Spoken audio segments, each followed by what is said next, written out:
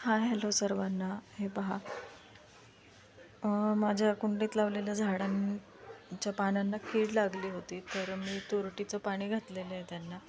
काकडीचा जास्वंदीचा वेल आहे, जास्वंदीचं झाड आहे, काकडीचा वेल पण उगवला आहे आणि हा कढीपत्ता. आणि हे झेंडूचं जे दिसतंय ते मी त्याच्यामध्ये आपण देवाला वाहिलेली फुलं टाकून द्यायची, तर मी त्या कुंडीमध्ये टाकलेली. तर त्याच्यामुळं बघा थोडंसं झेंडू पण आता उगवलं आहे, त्याला फुलं येतील.